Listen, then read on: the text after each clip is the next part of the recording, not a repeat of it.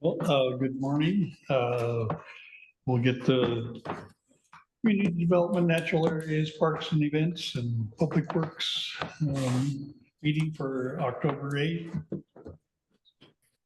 Okay. Approval of minutes. Yep. And first order of business is to approve the minutes from our July 9, 2025 meeting. I move to approve the minutes from the July 9th, 2025 meeting. Well, I'll second that. And all in favor of the motion, say aye. Aye. Aye. Just in time. Good time. Yeah, I can't. And we will, Jesse, you're leading things off. So natural areas, parks and events. Okay, well, thank you, everybody. Thanks for having me virtually. I'm down at in Eugene at the Oregon Recreation and Parks Association conference, and I would have just done the meeting and then driven down, but we had a 8 a.m. Session with the counties and outdoors section, and I'm the president of that group for the next 2 years, and so it was really good connecting with those folks. Had a couple sessions yesterday. So it's great. It's nice that it's close and I can just scoot down from Corvallis to Eugene. So I appreciate it. All right. I am going to screen share my little deal here.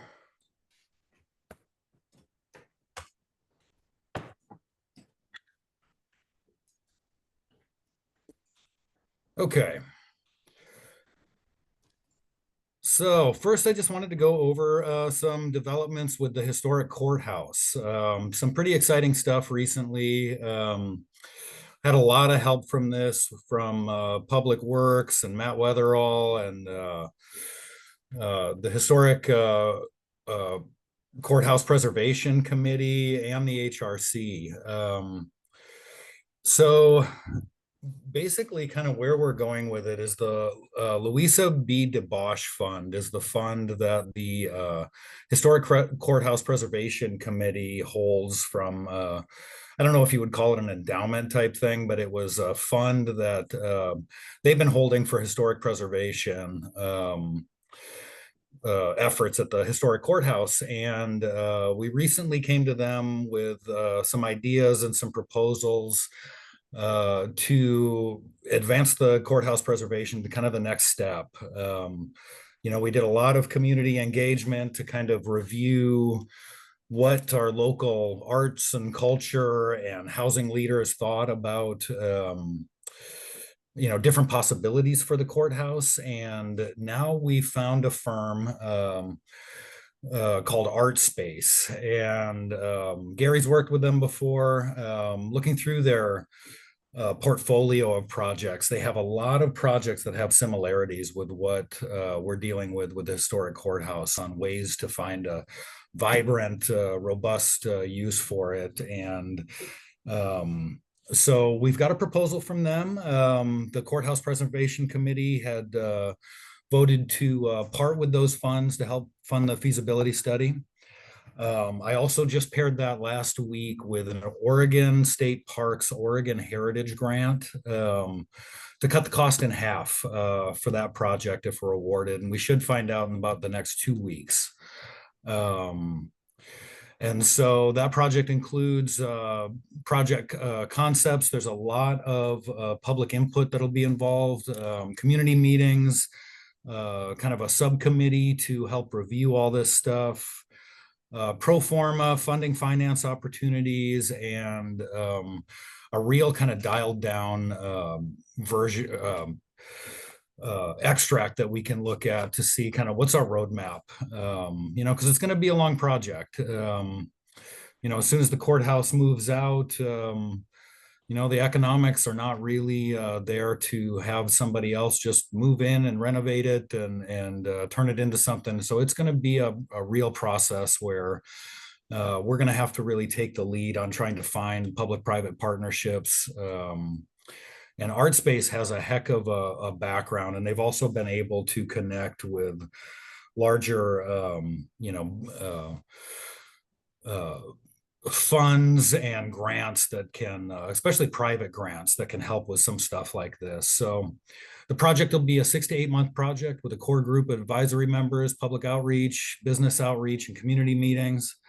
And these consultants have a lot of success with buildings with seismic retrofit issues. So kind of excited about this. I think this is kind of really showing that the Historic Courthouse Preservation Committee and Benton County are kind of on the same page here about really focusing.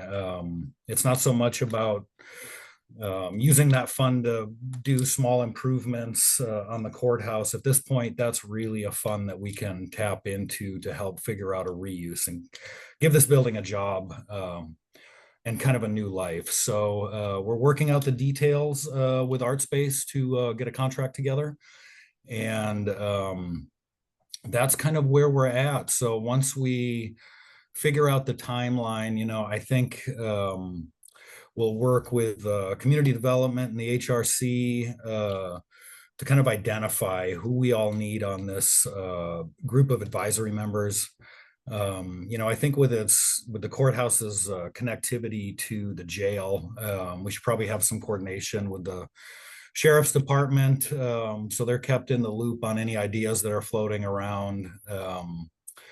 And one of the sessions we had here at the Parks Conference in Eugene was talking about historic structures, and courthouse was something that I had presented on to the counties and outdoors section, looking for different examples of what other communities have done, what they've done in Wilsonville with an old church, what they've done in Hood River, different kind of ideas, really trying to tap into our peers to see if they have any kind of advice on how to go with it. So with that, I will stop and take any questions if anybody has any. Comments or questions? Rick? Commissioners, I'd just like to, thank Jesse again for his leadership in this. And I'm really excited about this opportunity. I know that in talking to Paul Vallada at City Corvallis, he sort of initially some time back had kind of led me to this particular organization. Gary, of course, has had some experience with them as well. Obviously, a lot of the projects they do are in the Midwest. So now you're coming to the West where you have some of these seismic restrictions, which we all know will be something we have to address. But I think, I'm very excited about this, being able to take this step because one, I think it's a well thought out statement of work that they have proposed to us. I think it's affordable.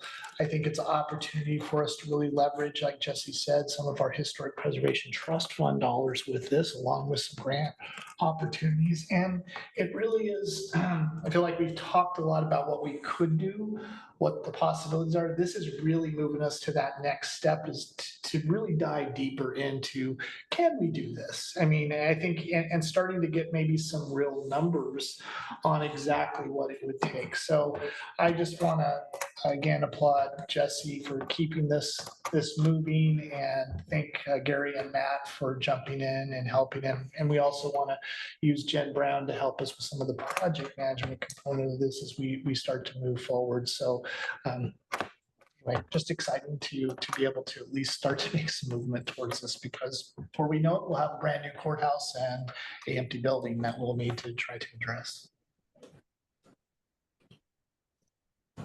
Yes. Well, Jesse, this is exciting. Seems like we have the committee to kind of come up with some options for the courthouse, and we got that report, but seems like we've been drifting a little bit since then, and appreciate that we have a plan for the next step. Would you go over the financing? I see something about $30,000. And so is this a 50-50 match our dollars to a potential grant? So the way that the funding was, the committee had voted to approve the entirety of the cost of the feasibility study. While we were talking about it, we had noticed that the Oregon Heritage Grant was about 2 weeks from closing. And so, just really started talking about, well, that's a great fund for us to use as our, kind of historic preservation, feasibility type work to lay all the kind of groundwork for what we could do with the courthouse in the future. So they've committed to spending the full fund or the full cost of the feasibility study. We threw in for the Oregon Heritage Grant just to see if we could bring it down, give us more that we might need later.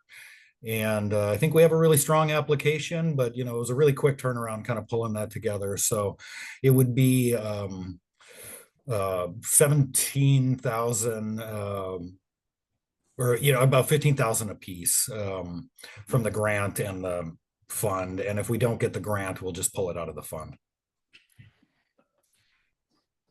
All right. Thank you. Like I said, I appreciate getting some momentum back on this project, and because the clock is ticking, and it would be nice to have more of a plan, what our path or paths forward are. Yeah. And commissioners, I'd say too, like, I think, when you find that perfect mix of Paul Walsinger feeling like we're on the right track and the Historic Preservation Committee both agree that we're kind of taking this in the right direction, I think that's a really good sign. That's gives me a lot of confidence kind of moving forward. Any other comments or questions? All right. Okay. All right. We will move on to McBee Campground. So, right now, logging has started to clear the way for the required access lanes in the campground. We've been in partnership with BLM, closing off the connector trail while they do that work. We've got a logger out there right now who's going to stay on site. It's so remote to mobilize every day is tough. So they're staying out there with their equipment and making sure that the site is safe for folks. So we're stacking all that timber now, taking what we can to mill to help pay for the cost of that work. Went around tree by tree, every single tree we marked, trying to retain anything we can, as long as the safety access routes will allow, and also taking into consideration wind throw. In our experience, especially a lot of our oak savanna restoration, when we take out all the trees around one tree and hope that tree thrives, typically we find it laying over on its side about a year later because it just can't take the wind without that protection. So took that into account. BLM's been fantastic working with them on this project. And so we're off and running. The old shelter that was over at Site 1, so we've had that inspected, was not deemed to be a safe structure. We couldn't really guarantee, especially for insurance purposes for the campground, that we'd be able to keep that up. So knowing that, and it was also burned in the middle of it, and it's had some issues. And it's not a very fire safe building to have near campfires and stuff. So we've taken that down, but what we did was we salvaged all of the metal roofing. We took the historic kind of about late 1950s timber and 1x6s that they had on there for the roof. We went out there and salvaged everything we can so that we can utilize some of those elements in the campground for the future. We went out to Hull Oaks Mill and let them know that we were going to take down the shelter and wanted to see if there were any concerns about that. We didn't really know how, was that a very special community project type thing? And it was really great. They sat us down, showed us some old photos, made some recommendations. And so once that comes down, we are going to wrap the McBee, those Hull Oaks long tables, kind of in a preservation fabric that we can keep them preserved while we're developing the campground and before we get the new shelters over those tables. And some of them had been burned so much through the middle that we probably will have to cut that span and make a shorter section. But Hull Oaks gave us a lot of recommendations and offered support for when we get to that part of the project on kind of what to do and how to bring those back to life, I think, and really sand them down, get the paint off of it, do probably like an oil treatment under the shelters and kind of enhance those even more than what they've been. So this would look a lot more like what you'd see at Avery Park or at the fairgrounds. So that logging work happens. After that, we start doing the road and gravel work. That's, putting in all the little slips for the campsites, making sure our drainage and our culverts and our work out there is all good. So the timing for it is kind of perfect. It'll give us this winter to really see kind of where the water develops and what areas we need to avoid or kind of work around. And then we'll start putting in the amenities for the campground and get closer and closer. I think while I'm here at the conference, I've been soliciting all of the pit toilet vendors. We have a lot of restroom vendors here. And so checking with them about everything from state corrections, work crew building things to contracting with various firms to get those restrooms in. But we're off and running. Our grant's going well. We started receiving some checks back from our original expenditures. So so far, so good on the project. Any questions on McBee Campground? Jesse, would you refresh my memory on you just mentioned the grant that is helping with this project. Would you go over the details on that grant? Absolutely. So that grant is the Oregon State Parks Local Government Grant.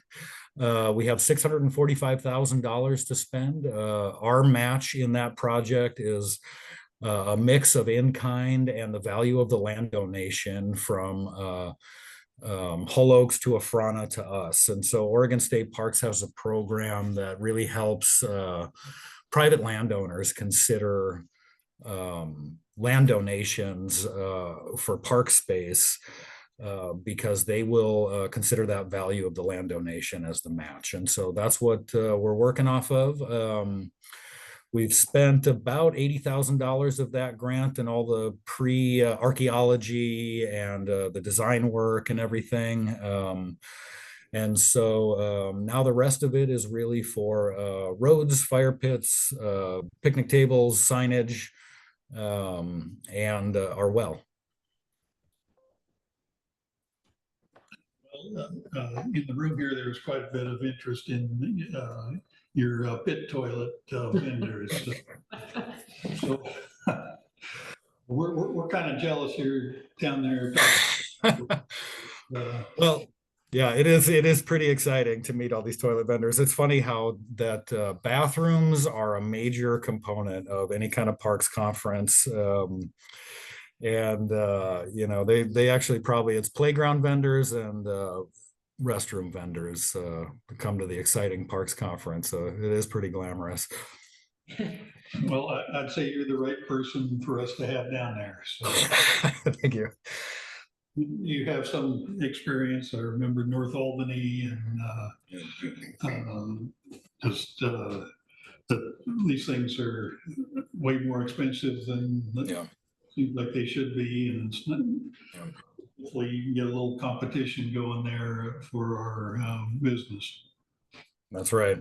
That's right. Yeah, trying to figure out any kind of way we can make it as cheap as possible, but also with these restrooms, we really want, so we had landscape architect John Stewart. John Stewart's pretty renowned in Benton County. He's designed a whole bunch of different things, done a lot for Lynn County. And his concepts for this campground really wanted to maintain something that could resemble a civilian conservation corps campground from back in the day. So it's very permanent, very wood, very stone, very big concrete type things that seem kind of timeless. And so even for the restrooms, we're going to do our best. It's just a pit toilet at a campground, but we're looking for ways to kind of enhance those and keep the aesthetic as high as possible. So it really feels like you're somewhere special when you're out there. I mean, if you can do something about bugs and smell, I know that's the the concerns. Oh, there's a lot of technological advancements in the restroom industry. They've been telling me all about it. I think we'll get there. Okay, I went to one restroom once out as an Elk Creek campground, but you open the door and it's like the apocalypse and there's like 1 million flies. And this woman comes over, she's like, oh, here, just sprays an inordinate amount of bug spray poison. And she's like, okay, go ahead. And I'm like, I'm not gonna go die in there. Anyway,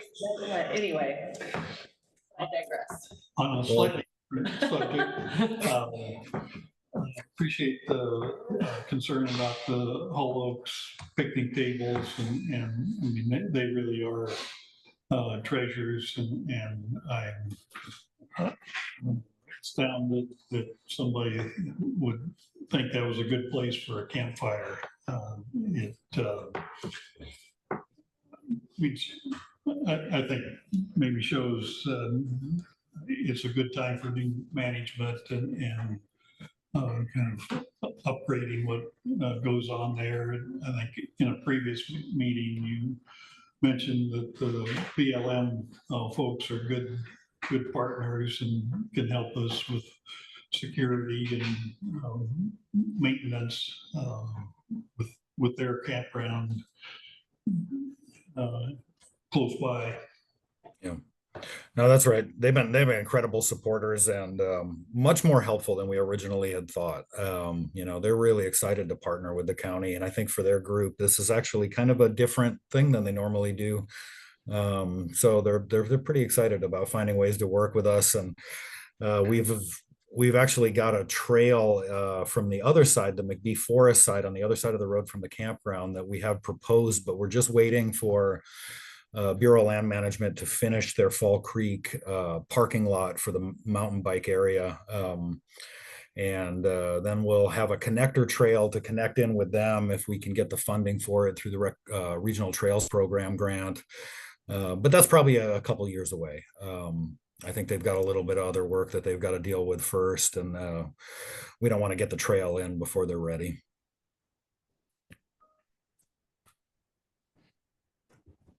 Right, other comments, questions? Okay. All right. Well, I'll move on to a couple upcoming events. We hosted the Pride event this past weekend there at the fairgrounds. We've got the County Fair Volunteer Appreciation Dinner, October 14th. And that's one where we typically find a sponsor to, get pizza or Old Spaghetti Factory or something like that, and hand out some volunteer awards, have some fun.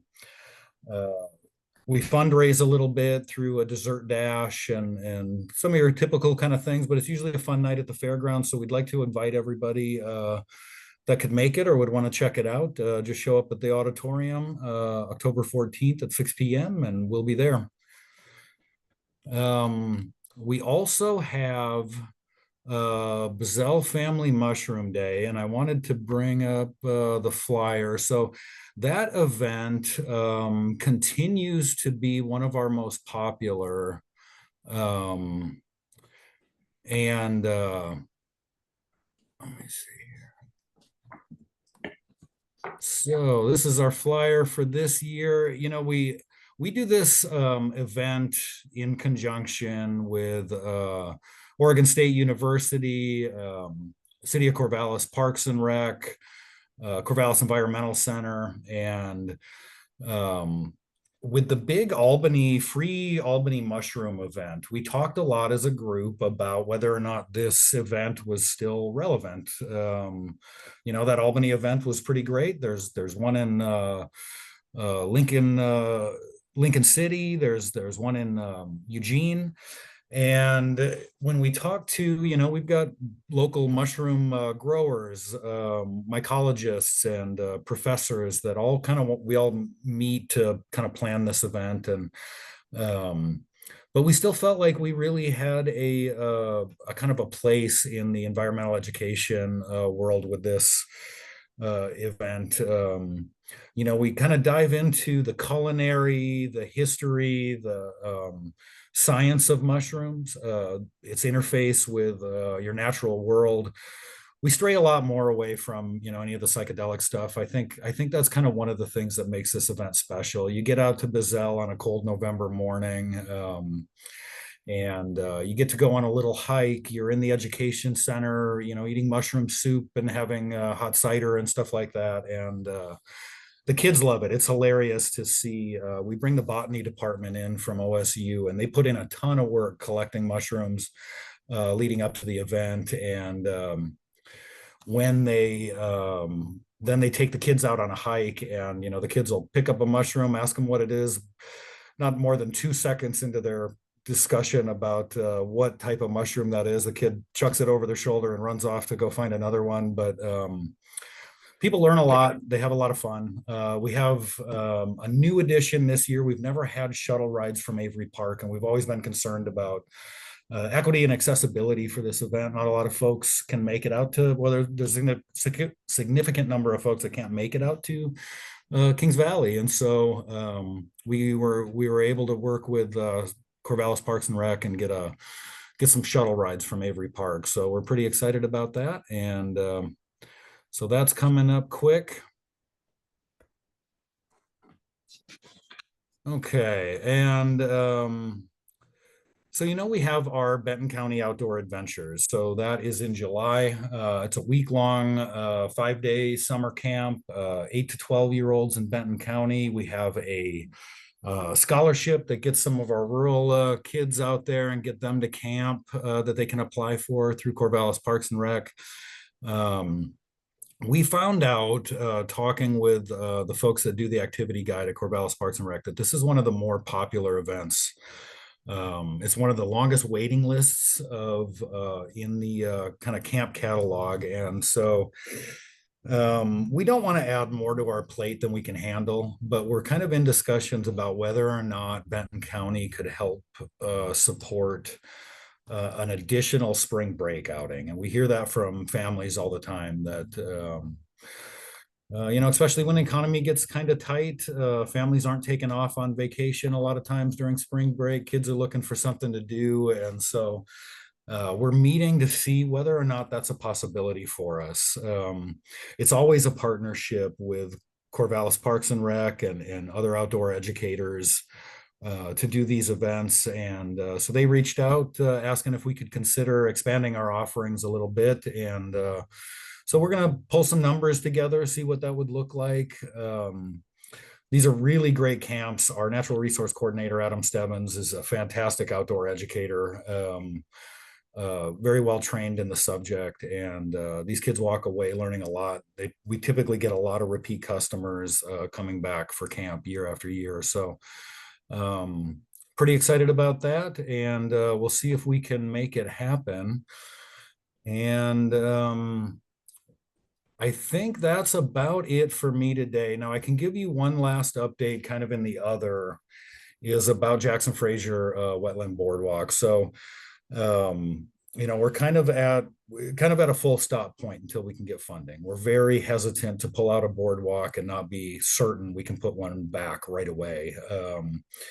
And so we're still short on funding, but what we're doing as a group right now through the park board, working with some of the engineers that we had worked with to put the project together, is finding an alternative build process. And so, the whole boardwalk would have a very long lifespan if it was on driven piers, and that's going out with a pile driver and putting in big old piers like you could just imagine on any dock. but that's half the cost of the entire project. And so we're starting to play around with alternatives to that. Are there other ways we can still get stability, a long-lived boardwalk, but just, it might not be quite as long-lived, but it could be affordable and repairable as we go. Whereas, when you set those piers, the construction has to be incredibly precise to hit those. If we had this, it would be something similar to what you've all come to know out there, just kind of in a different format. There are different kind of float platforms that we can use. There's kind of new technologies and ways to keep the sections together. So as a park board, we're working through that with our team and trying to see if we can find a way to just bring the cost down as we go forward. So new proposal kind of brought on by our park board chair, but he's an engineer and I think it's really worth exploring. So we're kind of right in the middle of that. So we haven't given up on Jackson Fraser. We're actually just trying to find ways we can push it through with some adjustments and some compromise. Well, that's great. I think it's definitely good to explore other options. And then weigh the benefits and the costs, obviously. So I'm interested in hearing, what you guys find out. And I think like longevity is important, so we don't want to sacrifice that too much, but at this point, what else are we gonna do? We gotta look at other options, I guess. So thank you. And I do understand that the alternatives that Jesse's talking about, that is still being obviously evaluated. They certainly wouldn't have the longevity that I think we were initially talking about with peers. But I still think, if I remember correctly, Jesse, it's still, 20, 30, 40 years. I don't know if I'm wrong on that. With this new 30 to 50. 30 to 50, thank you. Okay. So, And being repairable is good, Other comments or questions? Yeah, I'm glad you brought that up, Jesse, because I was going to if you didn't. Like we've talked about, this project has stalled a little bit at 50% of the funding in hand and looking for the other 50% and just haven't got any even encouraging news on possibilities. So I appreciate kind of literally going back to the drawing board and seeing what our options are. And I hadn't heard before that half the cost was driving the piers. So I think this makes sense, so we can see about getting this project, getting it some momentum. And I remember we have a pretty significant grant from the Oregon Parks Board. Is that correct? Yep. From Oregon State Parks, yeah, 1.2 million is what we're holding now in total, but that includes our match and in-kind work. So, and that one we have not released or given back yet, but we've been on extensions. And so the last time Rick and I talked, I had just talked with the Oregon State Parks before that, and they wanted to kind of see what we came up with before they we give it back. We've kind of said, hey, this is where we're at. We don't have anything even planned for the next 6 months.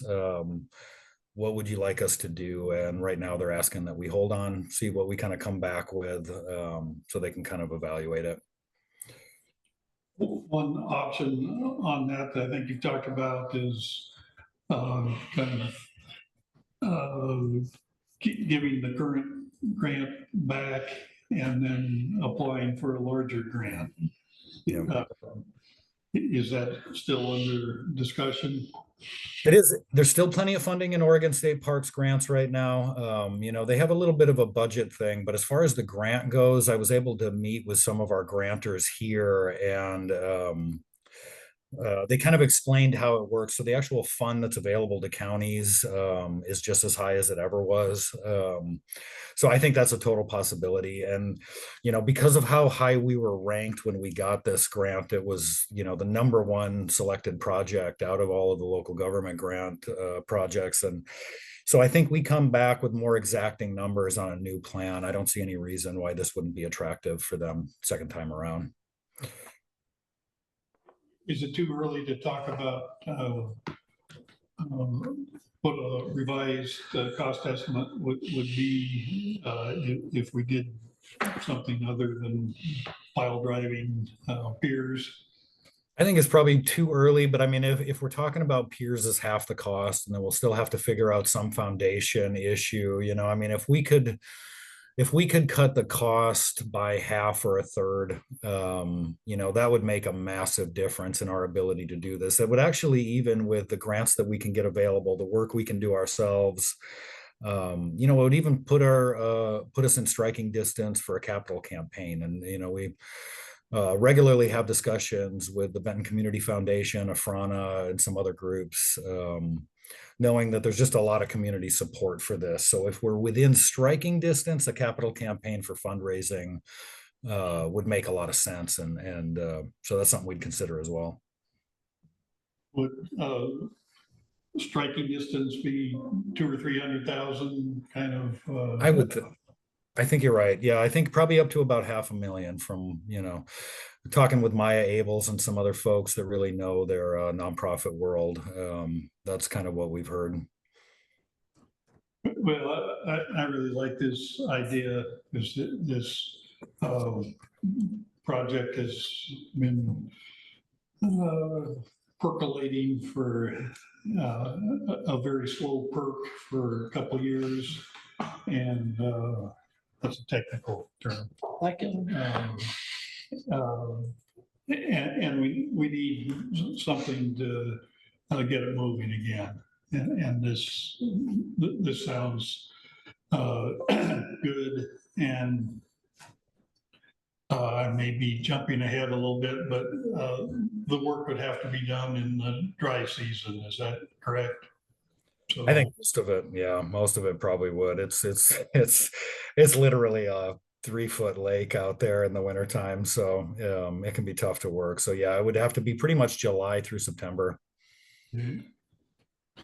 well, and like I say, it's probably premature, but it would be nice if we could at least start talking about 2026 or maybe 2027 for actual construction. Yep. We would love it. We would love it. We're going to try to get there. I think we got a couple engineering firms looking at our numbers and kind of reviewing we had made it all the way to the construction document phase. So it makes it pretty easy for us to start kind of reviewing alternative options, adjusting CAD drawings, and kind of seeing how we could bring the cost down. No, that's great. Thanks. Thank you. Okay. Well, if there weren't any other questions, that's all I have today, commissioners. I appreciate you having me, and thank you for allowing me to do this one remote so we could do that meeting this morning. Thank you so much, Jesse. No problem. And we appreciate your time. Thanks. Enjoy the conference. And find some money. I don't care where you find it. Just you're in the right spot there. Well, if I talk to the restroom companies enough, I'm sure something will happen. So, all right. Thank you, folks. Thanks, Jesse. All right, next up, we have Public Works. Okay, some of these will be pretty quick. Starting out with the courthouse, the DA and the EOC. I think the main thing there is the dashboard was updated yesterday. The new and latest video is posted. It was the drone footage, so it shows the steel frame and some other stuff on it. That was done in late September, so please take a look at that. We're getting, of course, obviously into some weather issues and watching that, but the next part for the courthouse will be pouring the concrete decks on the courthouse. they're done with the foundations and whatever they need for the EOC. The building's there. So I think talking to our folks at Hoffman on Monday, they will be starting the assembly of the frame for the EOC probably in the next 2 to 3 weeks. They figure that will take about 5 weeks to do, just the frame. Did they get the pack? Because it's like. Yeah, the PM, yeah, They have all the that. pre-engineered metal building is there. So, but they, basically they have to put a foundation, and I'll say that they can tie it to anchor it so it doesn't blow away. So that's the whole thing, which the EOC was designed to a higher standard because it was done with FEMA and it has to operate as an EOC. So it's got a little more stringent requirements associated with it. So they're moving forward with that. We had 2 drainage structures that we had to get done in the in-water period, which ends at the end of October. One is the one that goes across Highway 20 to the Willamette. The other one is at, I'll say, the southwest corner that goes into Garfield Creek. So both of those are getting poured this week. So the in-water stuff that we have to do out there will have made our schedule for this year.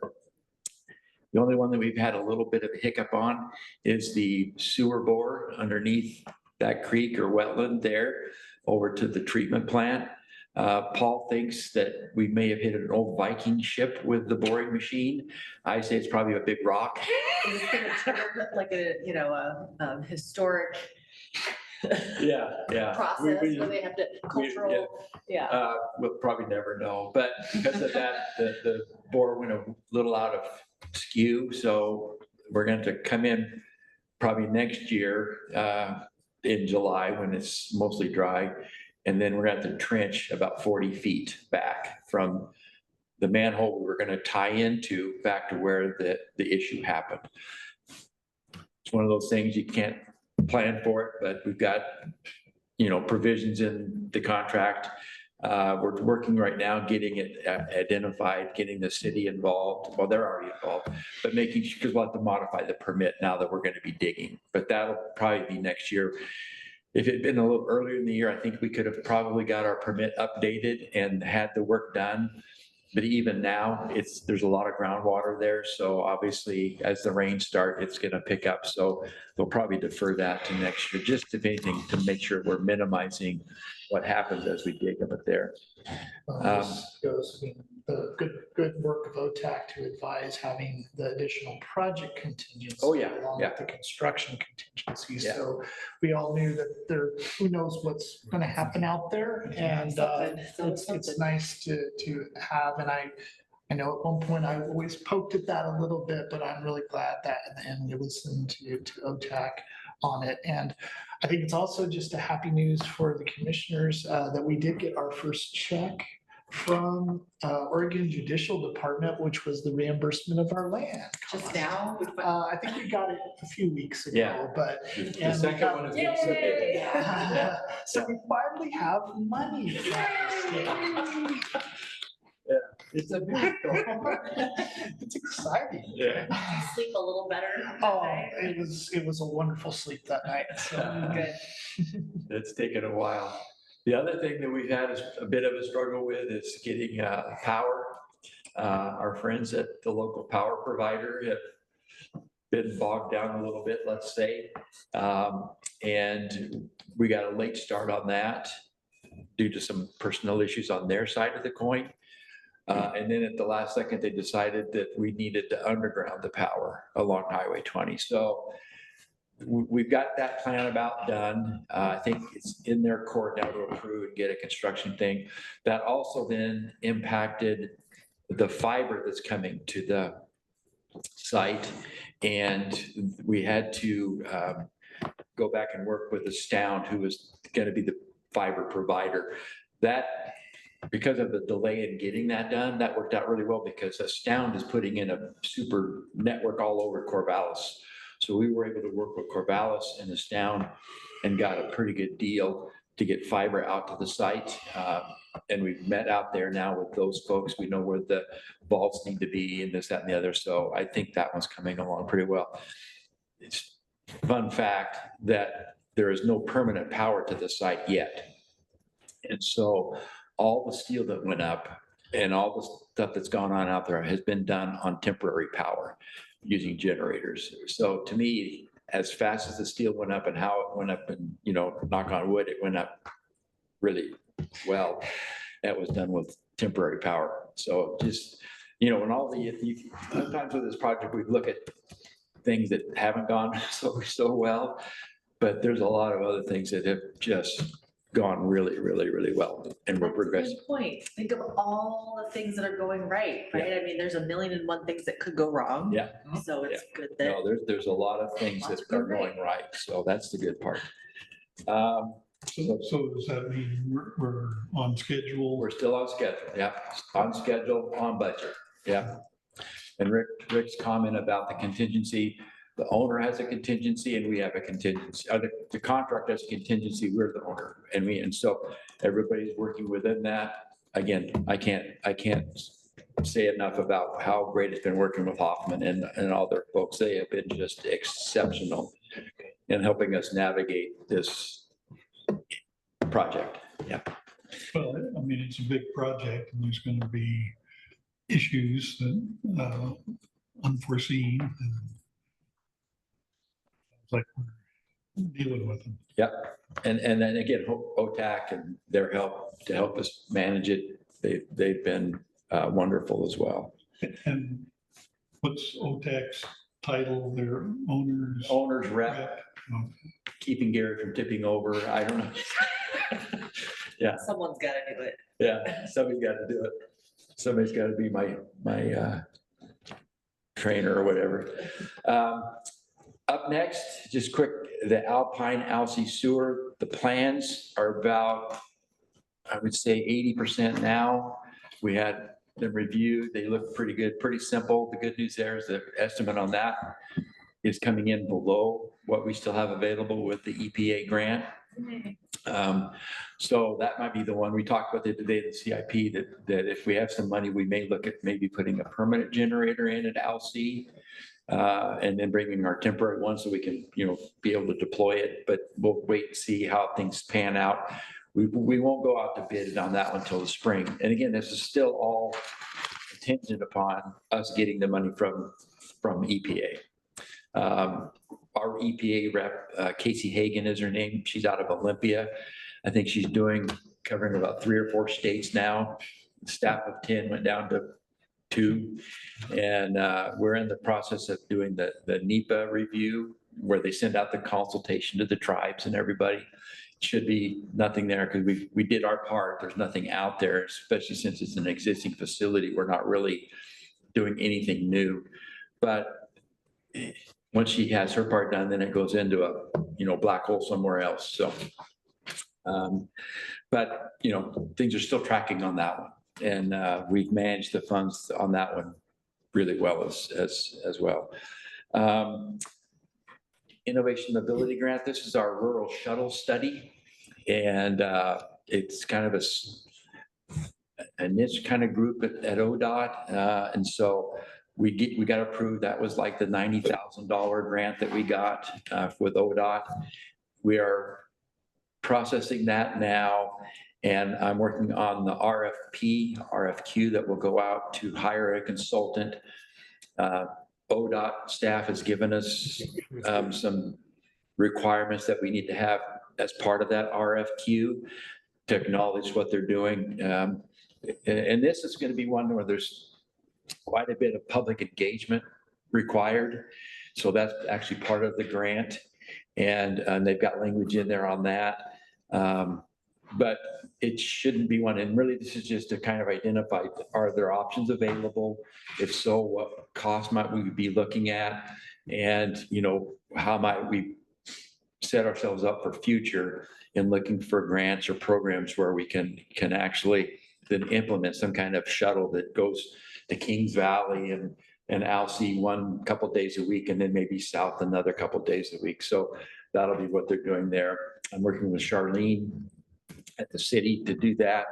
And then our folks at ODOT. And again, ODOT's having the same struggles as the feds right now with who's on first and what's on second. And are the lights still on? So we are being very patient in that. Moving on, we had a CIP meeting on Monday. And Commissioner Malone is the representative there. I think it took us about 30 minutes. The blessing of it all is we have $1 million, which doesn't take long to program. And I think as I went out and I solicited, the departments for their projects, I think they were very mindful of that lesser amount as well. So at the end of the day, most of the projects we didn't fund were really in Paul's area, but I had Paul put together like, hey, we really need this, this, and this. So like one of them was painting the LED. Well, that was $1 million. So it's easy to push that one off, and then another one. So at the end of the day, we ended up at 995,000, and that funded a lot of projects. A lot of them were in the $30,000 to $40,000 range. So the next step will be us putting those in a schedule, getting with the departments, figuring out how we're going to get them set into getting them done.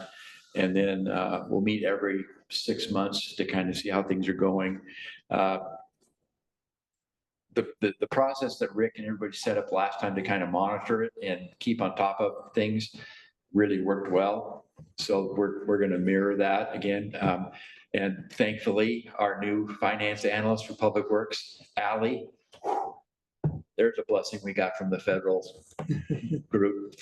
She will be really critical and the major part of helping me not tip over, but to keep the CIP on track. So, but that should be more coming out here in the next, couple of months on the schedule.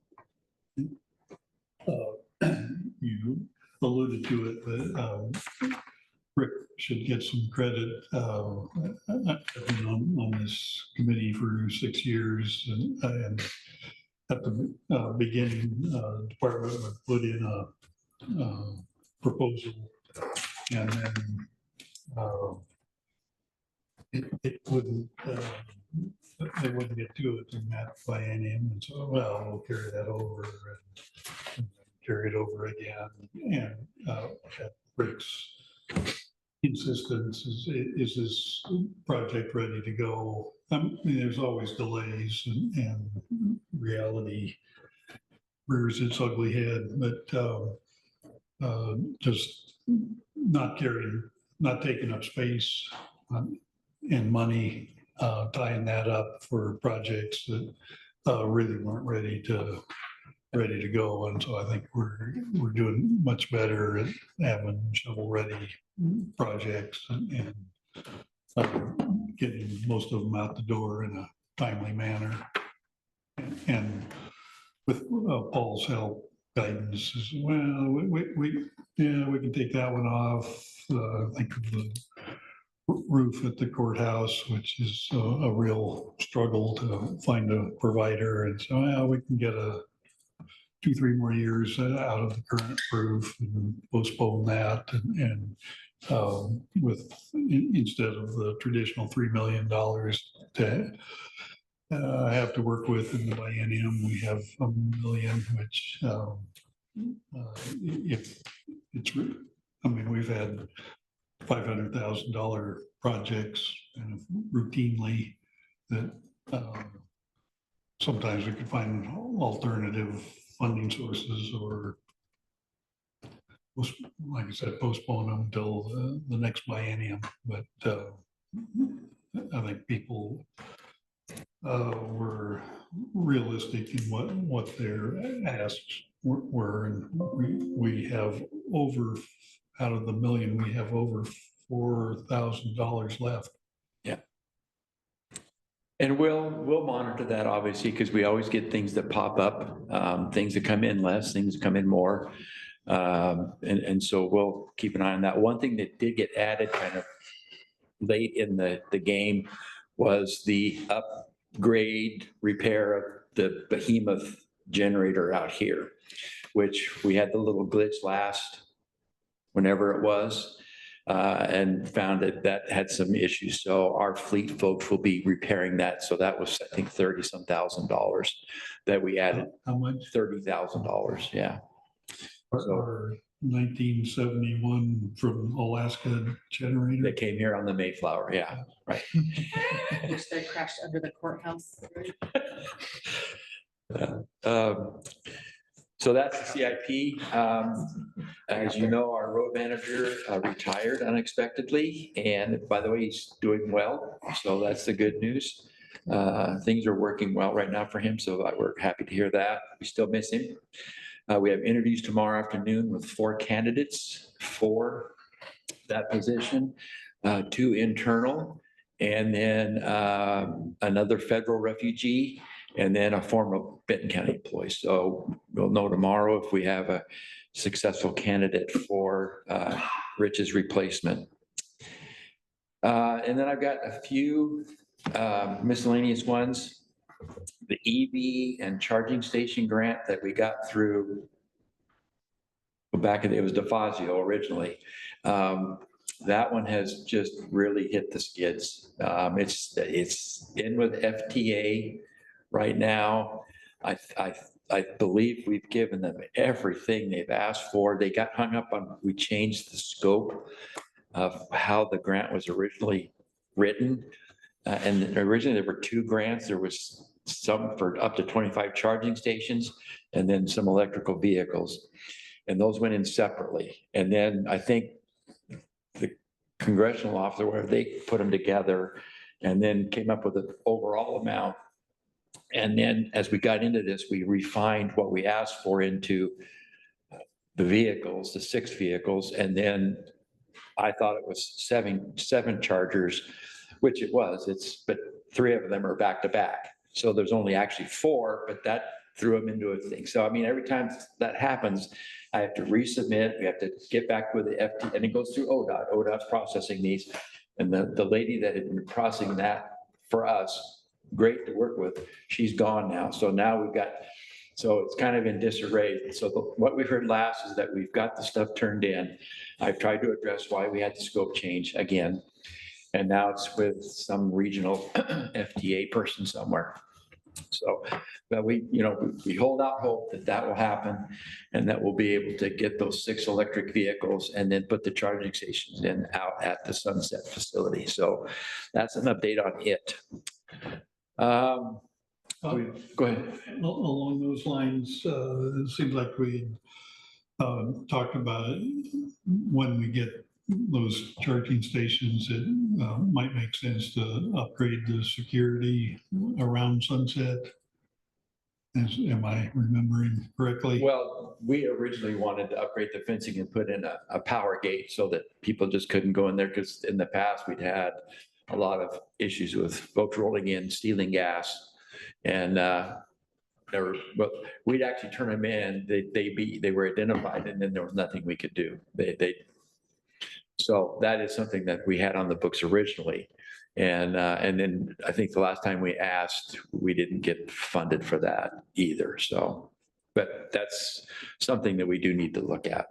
I was talking to the sheriff recently, and he mentioned the SO, a work crew that might be available to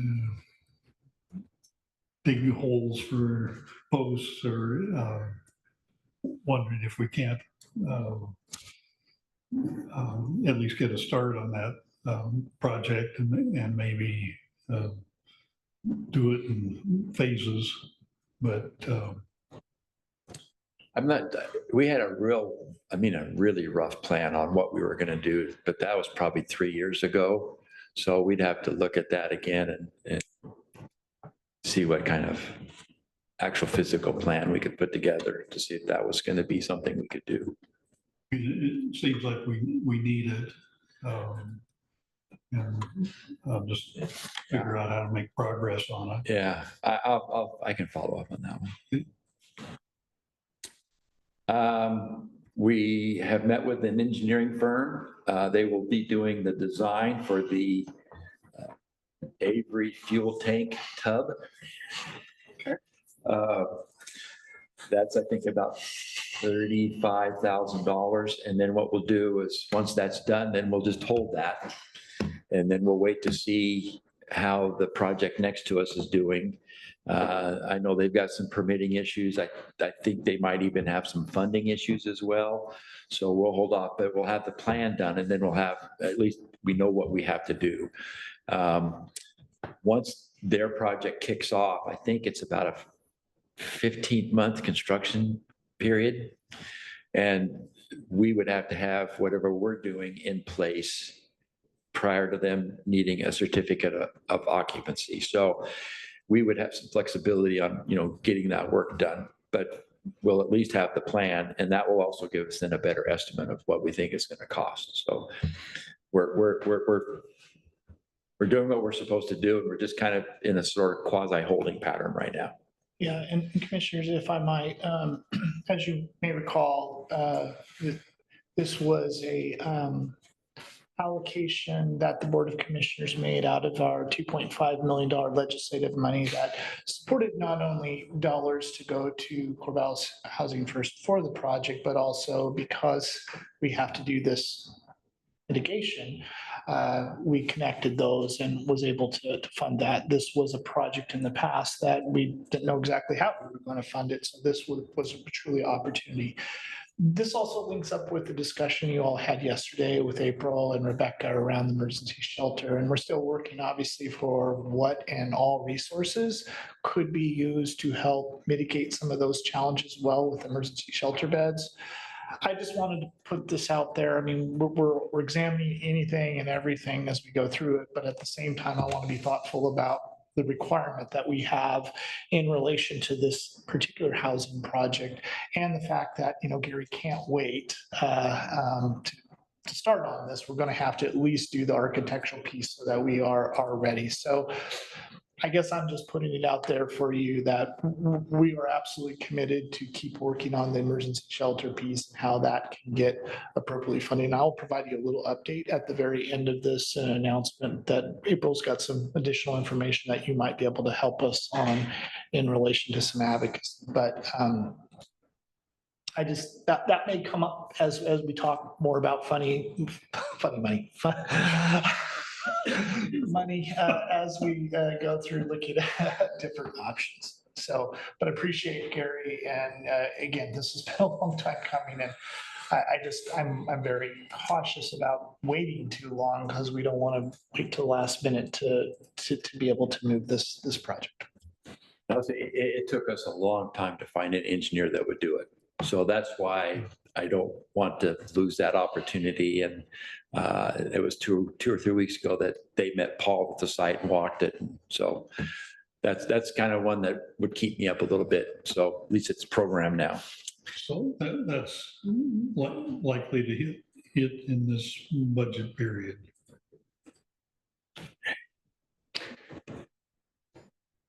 Yeah. Okay. I mean, a lot of this depends on the housing project itself. Sure. And I know they're having some issues now with DEQ and something underground and something, but I think there's also a funding gap with the whole precariousness of the federal funds and that. So I just want to make sure that we're positioned to do what we need to do when they decide it's ready to go. And really that is, I think, once permits are issued for them to start work, then that's probably when I will start trying to figure out when to get it scheduled to take care of it. And that's the 3rd Street Commons. Correct. 6. And it is looking, because they started the demo and then they stopped. So it's, if you've not been by there recently, it is,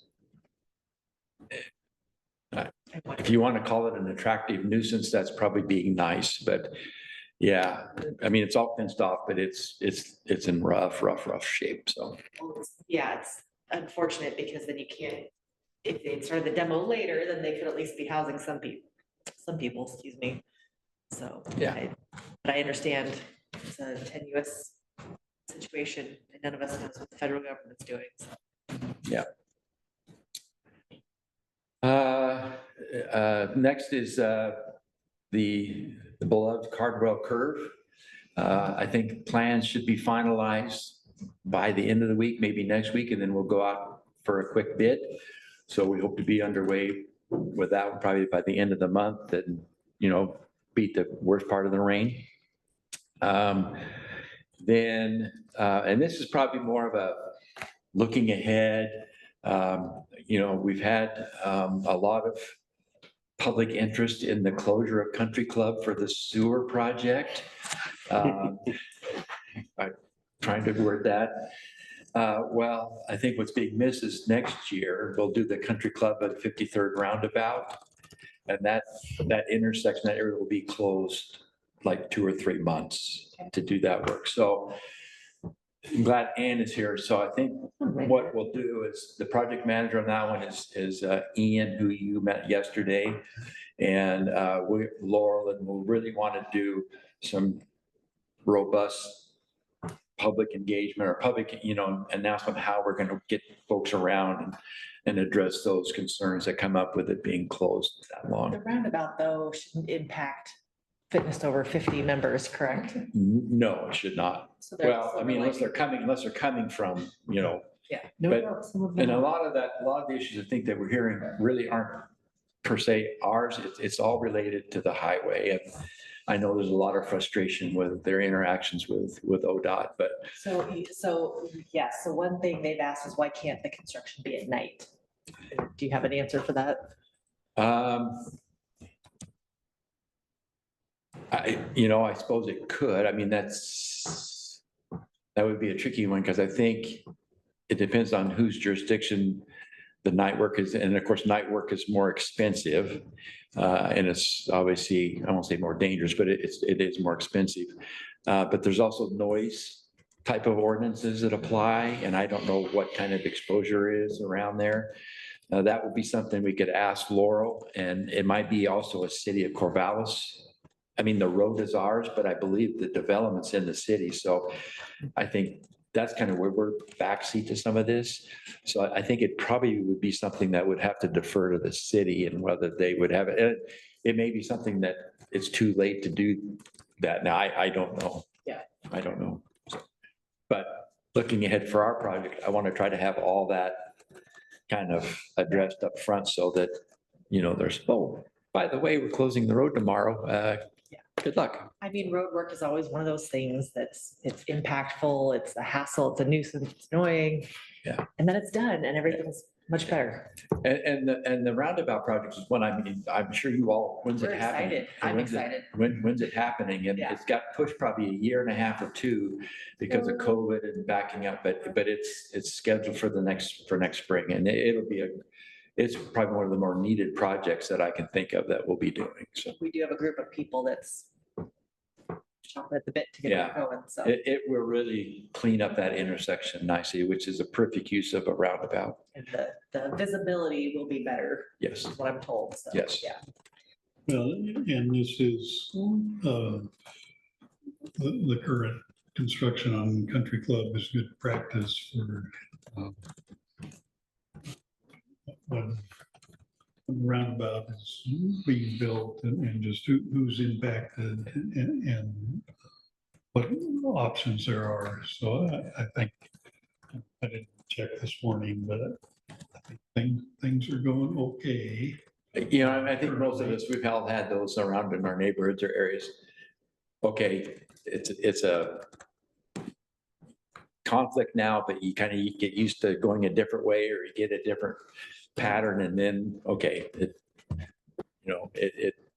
you get adjusted to it. So, but it's that initial impact that everybody gets upset about, so. Well, and our folks, Ann and Corey, I think, did a great job of mapping the alternatives, and I got that information out last Friday, and so, okay, we should be in pretty good shape, and then the contractor puts the barricade out, closing Country Club. It looked like you could turn off the highway and get a car, less than 50 feet, and then,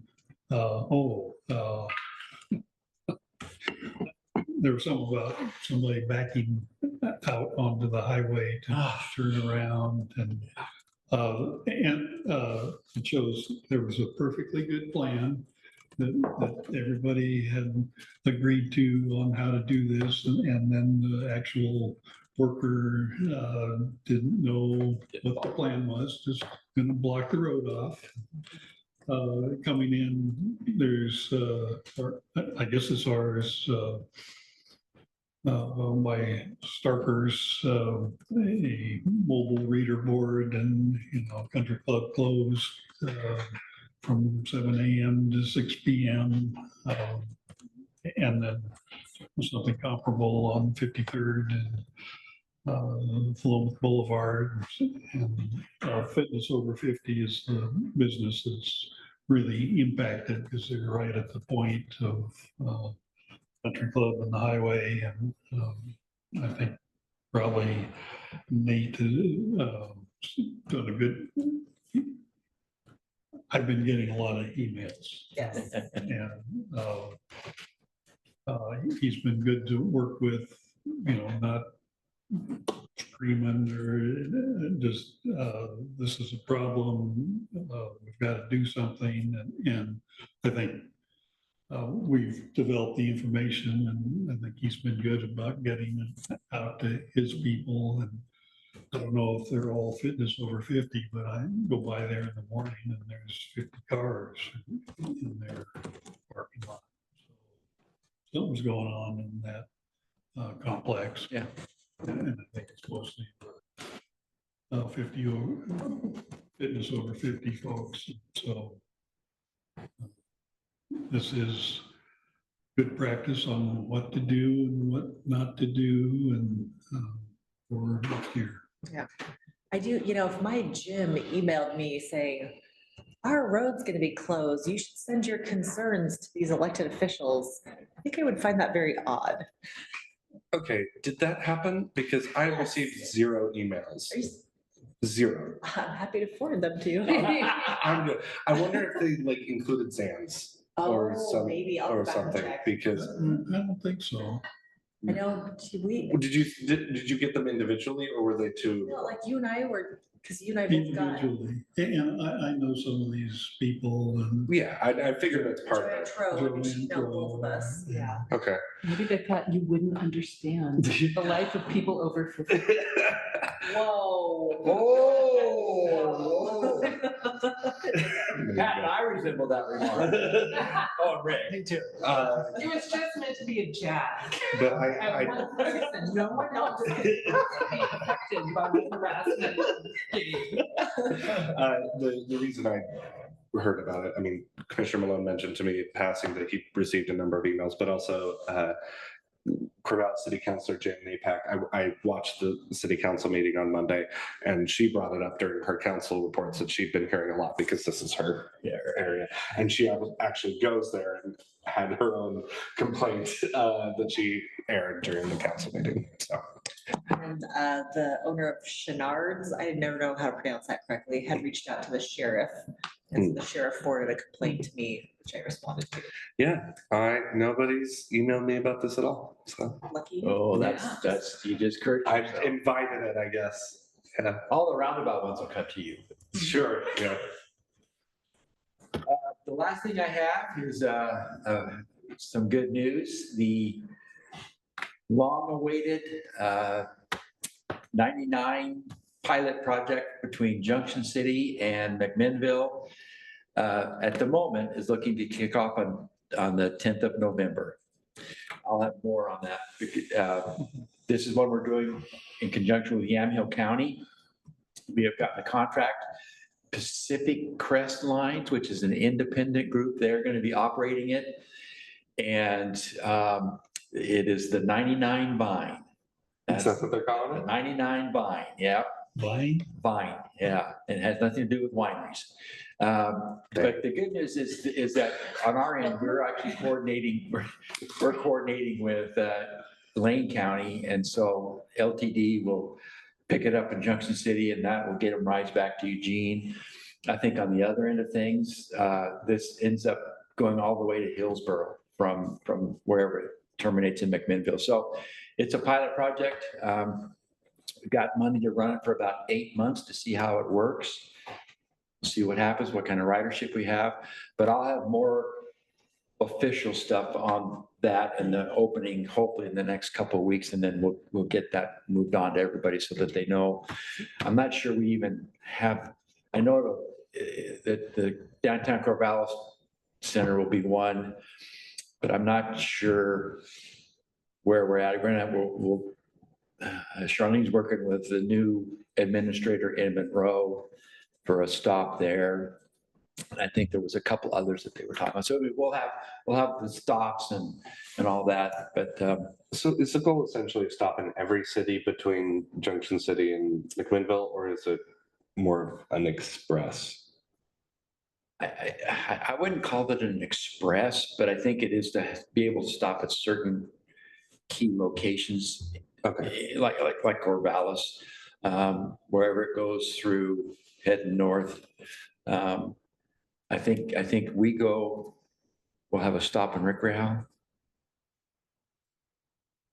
Yeah, I'll have more detail, but this is something that we got approved for a state grant, I think 4 years ago. Mhm. And it finally, because we had a hard time ordering buses, we had to change what kind of bus we needed to order. Anyway, so we're finally to a point where we're gonna at least give it a whirl. So that's, What size bus? it's probably, I don't know if it's as big as the Costa Valley one, but it'd be the next size down, like maybe a 20 passenger one, maybe. And again, the good news is the vendor that was retained, I think they'll be using their own vehicles to do this one. So, and they are also ones that are going to be operating some other more rural type routes like this as well. So our vendor expressed interest that they had no way to provide the drivers needed to take care of it. So, and again, we're doing this in conjunction with Yamhill County. They've been wonderful to work with. So. I'm a little concerned about the calendar. I mean, starting in November, is there a seasonal? Do you think there would be a seasonal? There could be, but I think at this point, Commissioner, we wanted to get started. Okay. We had to get started, and we'll see how it works. There may not be as many people riding it in the wintertime, but we sure want to get going, and because the grant runs out at a certain point, so we want to make sure that we're using as much of the grant as we can. And I think that's it for Public Works. Unless you have questions or. I have a question. So the carpet cleaning that happened here, Yes. did they not pull enough water out of the carpets? Was it that our HVAC wasn't on over the weekend? Like, we came in on Monday and it was like humid funk carpet smell. It was a terrarium. Yeah. Pooled up water on my windowsill. I heard IT had issues. Probably lesson learned on that one because, and again, I think they were supposed to be in earlier on Saturday. I think it was much later, if at all, maybe even Sunday. So it didn't have as much time. And then the system shuts off over the weekend. So I think lesson learned, believe me, Paul and I have heard from several, keep the air conditioning running over the weekend and all that. Yeah. So they've done it. I mean, I accidentally came in one time when they were doing it a couple of years ago because I didn't know. And I was like, okay, well, they were out of my office. My carpet was a little damp, but I'm like, oh, well. Yeah. And it was not the same. I mean, we didn't have these kind of impacts. So it was like Yeah. something different happened this time. Yeah. We'll follow up on, and I've talked to Paul. We've already noted the muggy feeling on Monday morning. And just, I mean, I have concerns, like, are we gonna have mold and mildew growing and, that would just be really. And I think it's dried out, but like you noticed that we had a blower in the elevator, well, maybe you didn't, but the fan in the elevator has quit working and he needs to get it fixed. So we brought a blower in last night because it was getting a little funky smelling. I mean, I can still smell it. I can yeah, so. Well, we could turn this into a positive. I mean, Jesse was talking about a mushroom event. Yeah, there you go. You know. We had the Dogapalooza, so, you know, I mean, we could Yeah. just kind of Dogapalooza mushrooms. you know. Careful what you ask for. I mean, some mushrooms do grow in buildings. Yeah. Yes. I had a different thing. Regarding the generator in LC, can you speak about that for a little bit? Because when I went up and chatted with folks, there was some trepidation. They were like saying that they had been told by the county that if there was an emergency, a generator would be brought to them, and they were skeptical about. And they were skeptical about the fact that if there was an emergency, you could get to them. And it sounded like they had conversations with Public Works who would also had similar skepticism of just like, well, we don't have a way to get it up there. So, Yeah, so that, historically speaking, there was a generator that somehow, through a grant they had bought years ago. And at one point, it was brought in for some servicing. It was a portable one. It was brought in from service, and it had a hole in the tank, and it was determined that we couldn't use it anymore. Okay, so during that time where we ordered the new one and it was delayed getting here, there was concern about, you know, something happening. And we said, well, if we have to, we'll rent one, we can pull one out. I mean, the other thing is this generator will only really be used to service the treatment plant and the water, the wells. If there's an understanding that somehow folks are gonna be able to hook up to the generator and run their own stuff. Now, this is just to keep the water and the sewer moving. And so since we got the new generator, which is probably a year or more or so ago that we finally got it, it's been out at LC. It's been there. So what I brought up was this, if we could put in a permanent generator, if we had enough money and out for the treatment plant, that still wouldn't do anything for the well, but at least we'd have one of the things ticked off. But, you know, getting out there, yeah, that's could be always a challenge. Yeah. And again, I think what we like to, you know, this is where folks, you need to do much as you can to be prepared Right. yourself. But right now, the generator's out there, it's brand new, it gets pulled in. In fact, we pulled it in so it could be used at the fair. And then we usually do the annual servicing at that time. So it's been taken back out to LC. great, thank you. Comments, questions? Does sewer have priority over water or? There's actually probably 2 to 3 days of capacity in the system for the sewer. So, I mean, we have to make sure that if we get the tanks filled and they're conserving water, that should last. But what we can't do is we have to make sure we're not doing spills into the river. Oh, That would be bad. Yeah. That'd be bad. And it's a big drain field, so I mean, it'd all back up, but with that, we would monitor that. Okay. And if it's an extended outage, I'm sure we'd have to run the sewer for a while to get things processed and then monitor the tank and pull the generator up to the wherever the wells, actually the wells are, the tanks are down on Mimi's property, I think, so. So that's it for Public Works, unless you have any other questions. Development. Would you like a different hat? I want you to actually go to this side of the table. Yeah. So, I'm kind of Terry, so- Public Works, Terry, I'm kind of so development.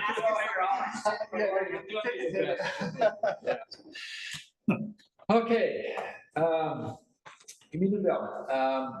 I'm only this is Coffin Butte more to say that I think the logistics for the meetings are all set, and Rachel and Mara and I mean, I guess the lessons learned from the PC part of this, we jumped up, and I use that term loosely, the BOC team jumped on this, and it's tied down. So I know Vance is comfortable, which says, well, as comfortable as Vance can be. He's comfortable with the process and what we've done, the arrangements made, the logistical side of things. So I think we're all set there. I would say the PC had their meeting last night where they had adopted all the minutes. That was a little different, but things are moving on. So I think that's probably all that I'll say about Coffin Butte, other than the BOC team did just a fantastic job of getting things set for the meetings that you all will have. The next is the state planning, which is our voluntary periodic review that we're getting the grant for. Shannon has done a good job of gathering information. Commissioner Weiss said in a meeting last week where we kind of kicked off the comp plan, had really good attendance. And it was kind of just like the basic ground floor of the process going forward. But what was gathered and garnered during that meeting was what Shannon needed to put together the application. And I think we've got a pretty good chance of getting some amount from the state to do that. Like I mentioned, she's working with Patrick Wingard at the state, DLCD. And so once we kind of get this application in, then there's something we can do in the fall, probably some outreach. But I'm also then going to step back and, for a better term, put together the comp plan team, which would involve the planning official and some other planners, and we'll hire a consultant. So we'll need to put an RFP out for that. But try to lay the schedule out then with Shannon helping and using the background information that she had. So that's where we're at with that. That will be a long process, as you all know, but one that needs to be done desperately. FEMA floodplain, thank you for your support with getting the letter done. That was ratified yesterday, so that went in. We'll see where all that goes and what kind of requirements come out of it. I mean, just me personally speaking, some of it's really scary sounding for us and for developers, or for, just in general and what they're trying to do. But I'm confident that we, the county, will be able to, adapt and do what we need to do on that. Hopefully our input was helpful and made sense, because that's all really confusing stuff. Oh, So, and I think, I can't remember what conversation I was having with Toby, but I mean, somewhere down the line, this is probably going to be litigated. I mean, you can almost. I've heard Tillamook County is Yeah. going that Yeah, direction. and it's not an entity, it might be some other public, private. Tillamook County, I think, if they implemented it, they could do nothing. I mean, it was that they would totally just Yeah. bring them to a halt. So, yeah, I'm sure it'll end up in court somewhere. Let's see. Solid waste. I love Bailey Payne. He is so excited about solid waste. But I think he does just a remarkable job. So a couple of things in talking to him that you'll see coming up. One is that the Republic is supposed to do an annual report on Coffin Butte. That did not happen this last year because of all the other stuff.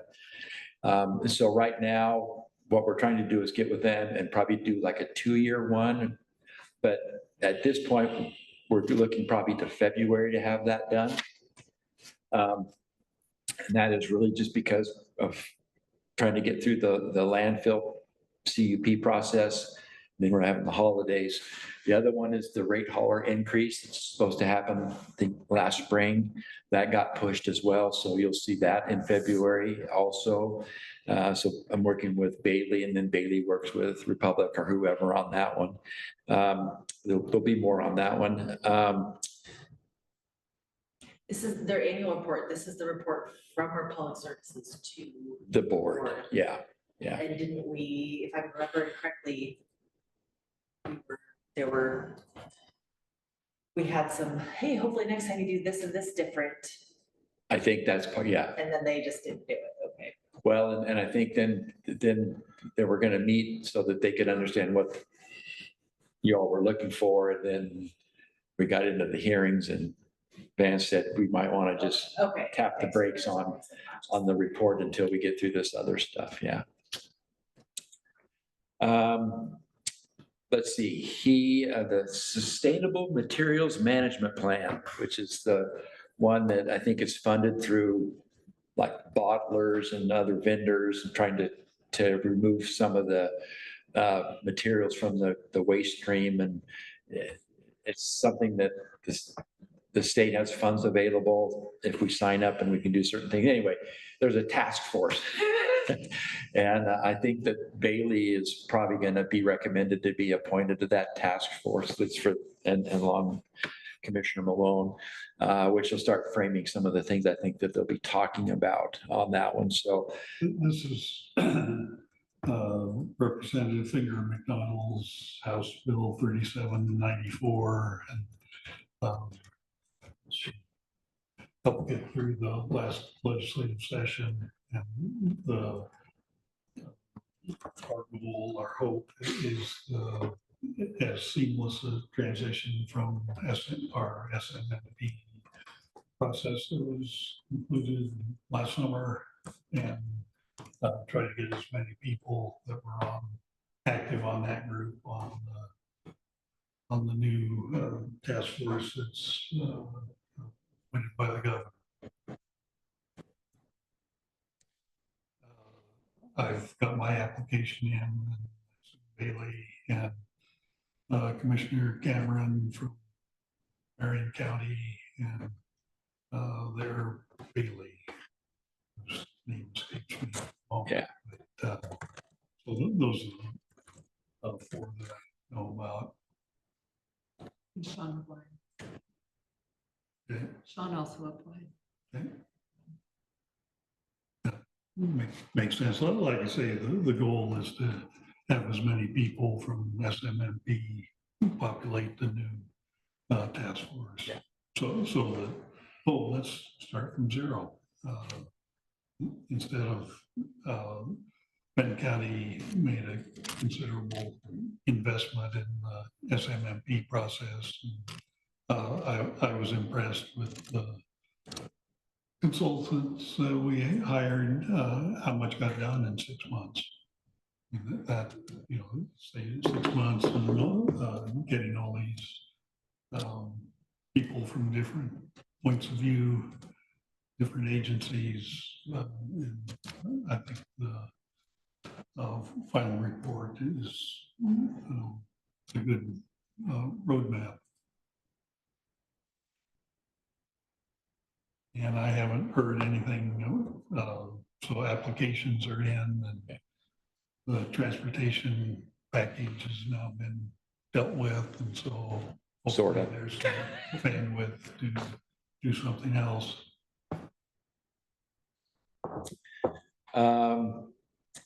The last thing that Bailey, he and Commissioner Malone took a little field trip up to Arlington here a few weeks back to look at their facility there.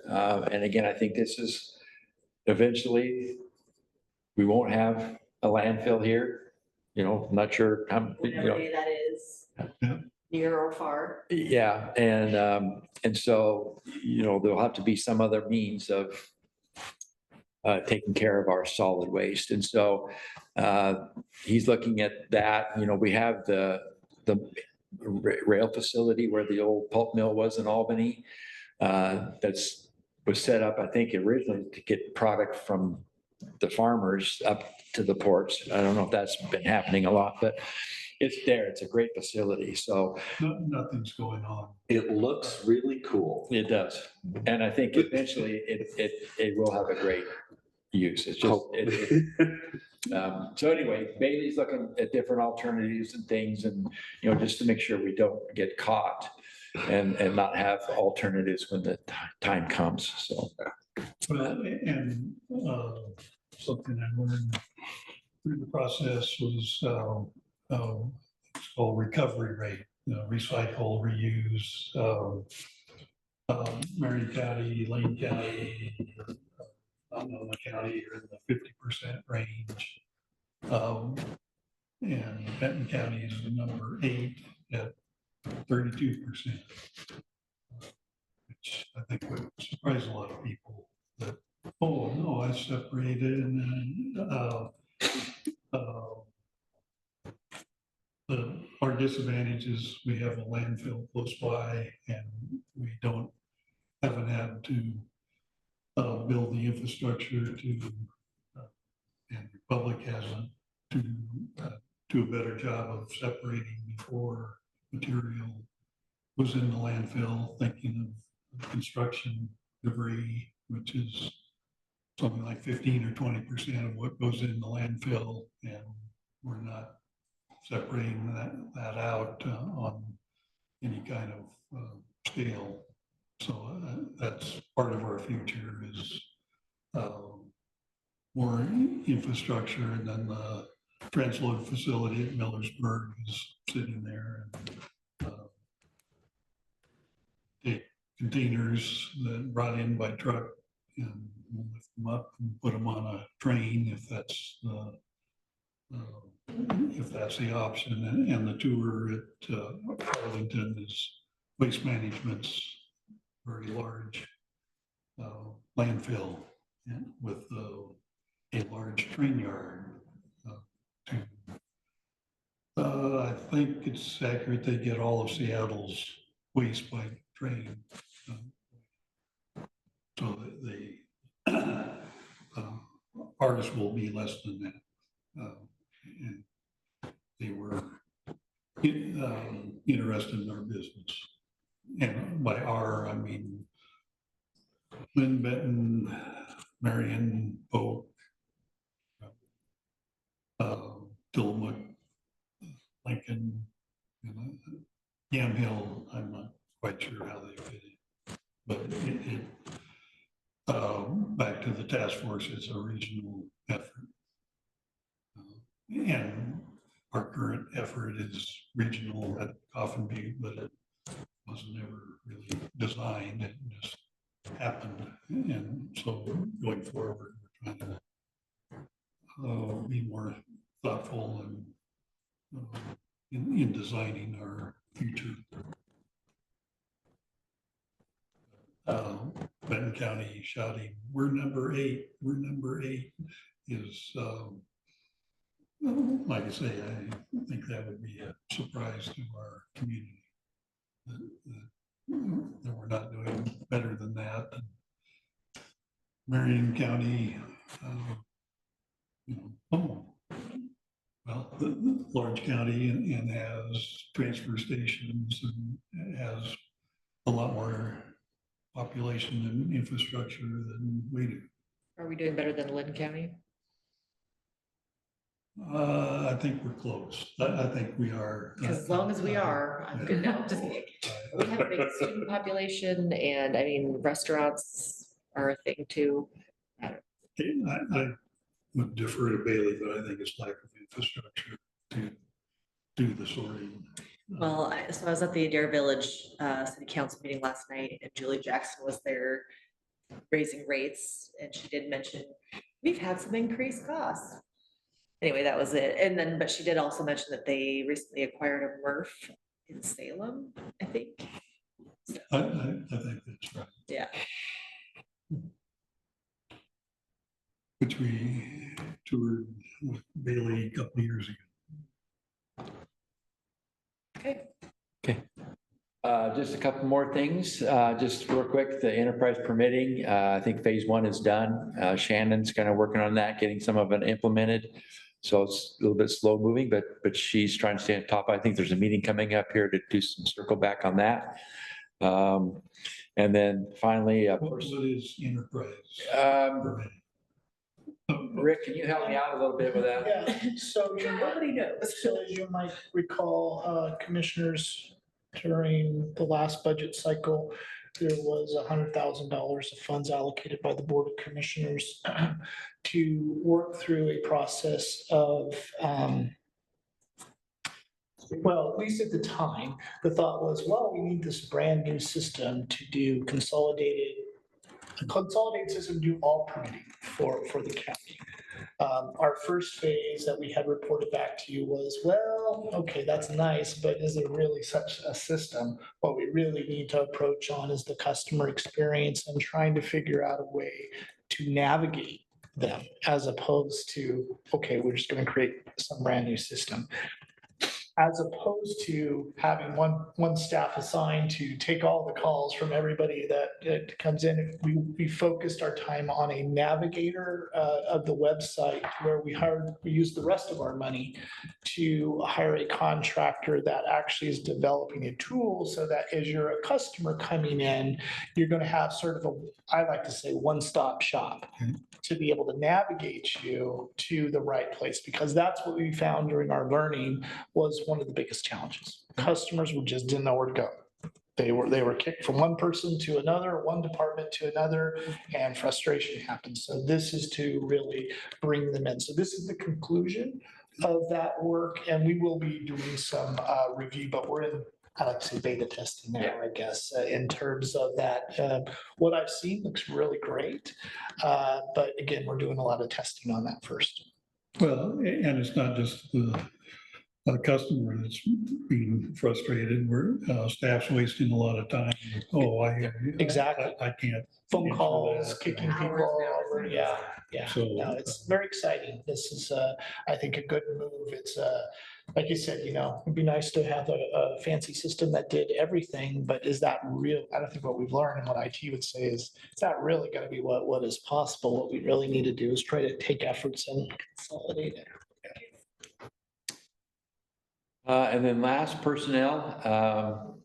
We currently have a vacant permit tech position and a current assistant planner position.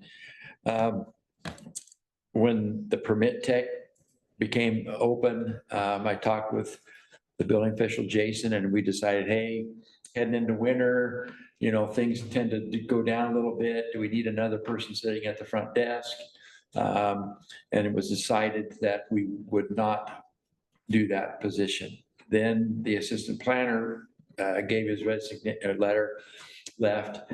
And so that eliminated some of the front counter backup that we were planning.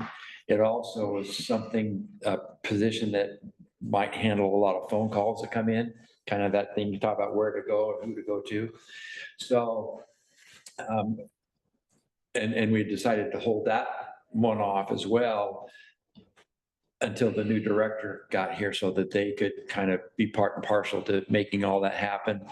I'm not sure I want to wait. And so I'm going to talk to Petra and to Jason.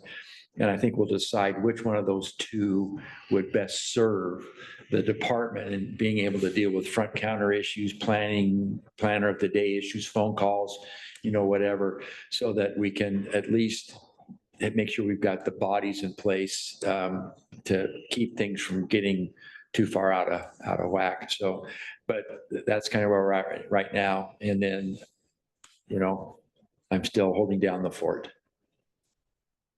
And I'll just kind of take off from that. As you all know, thank you, first of all, commissioners, for your participation in the community development director interviews. We are still in process related to that. I feel optimistic and positive, but we were working through kind of the post interview process, and hopefully we'll have some more information for you by the end of the week in terms of where we stand with that. I do want to just take that opportunity, as I always like to with Gary. I don't know what I'd do without Gary in terms of his stepping into community development director. I can't thank him enough for that. It's been a huge help and support, and he's done an outstanding job of really working through some challenging times. So thank you. So I just want to always take that opportunity to recognize. So I think that's it, commissioners, unless you've got other questions or comments or anything that you want me to follow up on either of the hats I'm currently wearing, or anything I can just dump on Jesse. Anything else? back to pit toilets, is that what you're talking about? Oh, there's nothing like a good pit toilet. Well, Anyway. okay. I mean, to each their own, I guess, is the.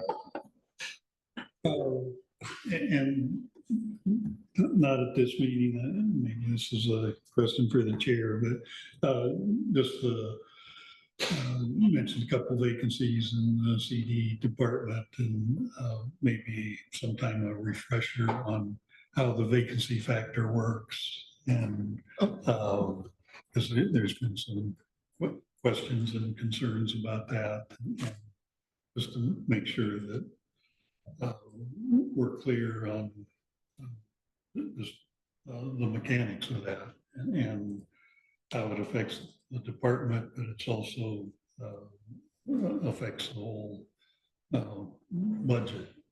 So, but nothing urgent. But just And thanks for reminding me, because we do have a stormwater, water quality position in community development that I think the position description has pretty much been finalized.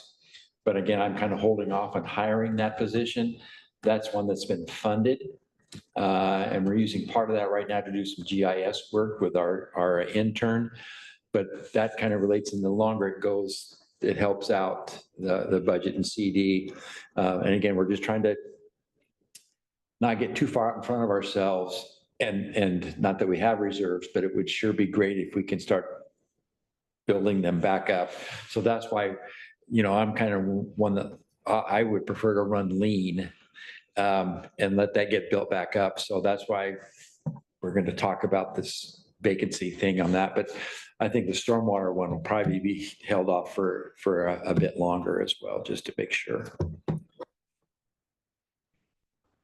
Chairwise, happy to, to whatever your preference is in terms of if you want deeper vacancy factor discussion, probably obviously we'll pull Jennifer into that as well. But I guess I'll just say real quickly, and I think to Commissioner Malone's point, vacancy factor is a county-wide observation, not as, while I know many departments look at it from, oh my gosh, this, and certainly we have those target areas based on history. At the end of the day, it's all about the entire county.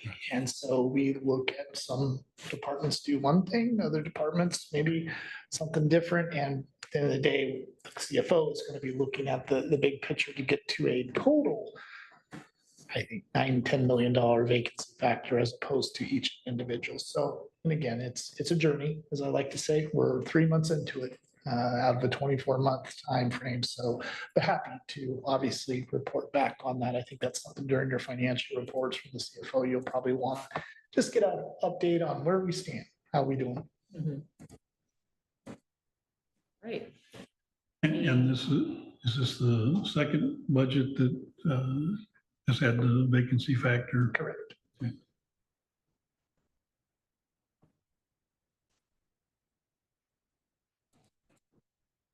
Anything else for the good of the order? Commissioner, if I might, just two quick others announcements. The first real quickly, and just like to make you guys aware, we are convening the Citizen Budget Committee this afternoon. They will be meeting. That has been posted and announced. The Citizen Budget Committee, as per your budget charter, is assigned to establishing and reviewing elected official salaries. That will be discussed this afternoon. That is their choice and decisions that are being made on that, but we will of course brief you on those results afterwards. So just want to make you aware in case questions come up. The second thing I mentioned earlier, I think yesterday's discussion around emergency shelters.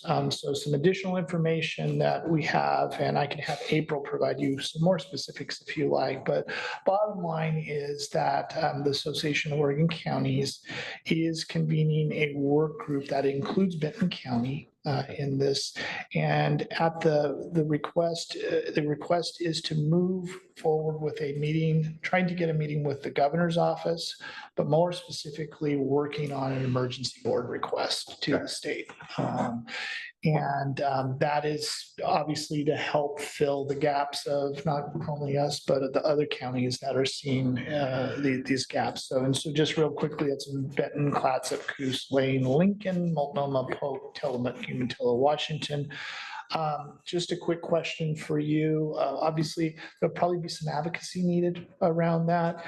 Is this something you want April to kind of brief all of you on, or is there a particular commissioner to maybe work with, and as it relates to, because we'll have staff obviously working in this group to come up with our information, but we'll probably want. It's good if all the commissioners have the same information. Okay, So like either email or board meeting, depending on the Yeah. level of. Yeah. I just know that I definitely want to be involved. And I'm assuming that you two would do as well. So I will instruct April to work with all three of you to keep you posted. Okay. But just know that as we move, don't have the emergency board schedule in front of me, but likely I'm sure the AOC will want to mobilize commissioners to testify if we get to that point of pushing for this. So there'll probably need to be some advocacy. I got a call from my mother last night, who works for sheltering for St. Vincent de Paul in Lane County right now. She's a temporary employee there, and St. Vinny's is their shelter, one of the big sheltering systems in Lane County, and they just went to their board of commission and said that they're experiencing a large shortfall. And so my mom called me and was like, "Is this a statewide thing or is this a local thing?" And so I was able to quickly update her on the meeting we had just a few hours previously. So with this, I will instruct April to mobilize staff to begin participation with the work group, with the understanding that please keep all three board of commissioners apprised of this so that you guys can figure out how you want to support those efforts. Yeah, I would say whatever she thinks is the best way, if it's sending a quick email to us, or if she wants to come to a board meeting, if it's more Okay, kind of a big formal thing, then we can do that to her discretion. Good. that's good. Great. Thank you. Anything else? Great, well, then we are adjourned at 10:52.